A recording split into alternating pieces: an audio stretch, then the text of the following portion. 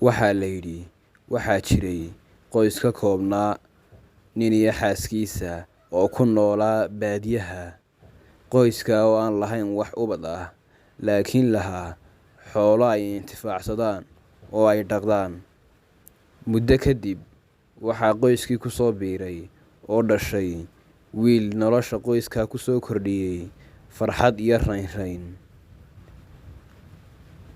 Hooyada wiilkan dhashay waxay ku maaweelin jirtay hees dhaqameedka ay hooyooyinku ugu heesaan carruurtooda si ay ugu maaweeliyaan marka ay sii seexanayaan, si uu ilmuhu uga seexdo. Waayo haddii aan wiilka ama ilmaha yar aan lagu seexin heestaasi, inuu seexdo dib ayay u dhacaysaa ama way ku adkaanaysaa hooyada inuu ilmahaasi ka seexdo.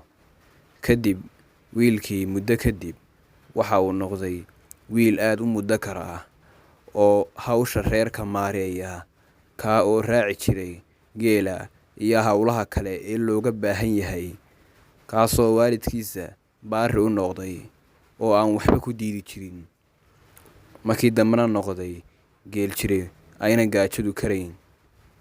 Kadib, maalin maalmaha ka mid ah ayaa uu aabbihii u yimiday, waxaana uu ku yidhi, "Aabbow, waxaan doonayaa inaan guursado." Aabbihiina waxa uu ku yidhi, "Ma xumaa ee waxaad ii keentaa inanta aad doonayso si aan kaaga eego." Kadib wiilkii waa uu yeelay taladii aabbihii, waxaana uu u keenay inan aad u qurux badan oo dheer. Kadibna aabbihii ayaa kii imtixaamaya wiilkiisa waxa uu ku yidhi, "Aabbow, waxaad ii soo qaadaa dhagaxa."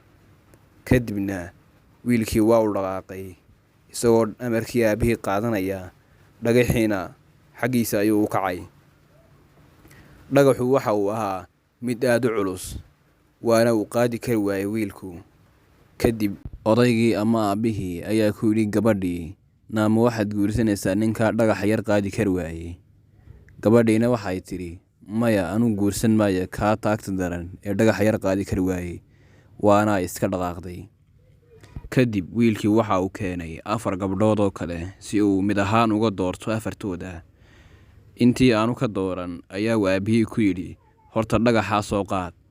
Kadib, wiilkii waxa uu xaggiisa u kacay inuu dhagaxii soo qaado. Dhagaxuna waa mid aad u culus oo waa uu qaadi kari waayey, si kastana waa uu yidhi. Gabdhihiina dhammaantood waa ay diideen inay guursadaan ninka aan waxba qaadi karayn. Kadib, gabadh 6aad ayaa uu keenay.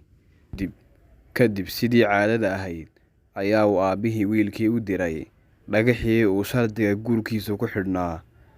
Wiilkiina dhagaxii ayaa uu qaadis yidhi, dhagaxuna waa kii uun oo aad ayaa u culus yahay. Kadib, gabadhii ayaa la qaaday oo waxay soo agdhigeen aabbihii. Kadib, aabbihii ayaa ku yidhi, "Gabadhan ayaa u qalantaa inaad guursato, waayo hablihii kale kulama ay qaadin dhagaxii. Iskaashiguna waa aasaaska qoyska." Kadib, aabbihii ayaa gabadhii u doonay wiilkiisii, waxaana uu u dhigay aroos. Waxaana loogu duceeyey inay ku noolaadaan farxad iyo iskaashi. Fadlan haddii aad nagu cusub tahay, subscribe saar channelka. Haddii aad hore noola socotayna share garee si uu dad badan u gaadho. Waad ku mahadsan tahay la socodkaaga.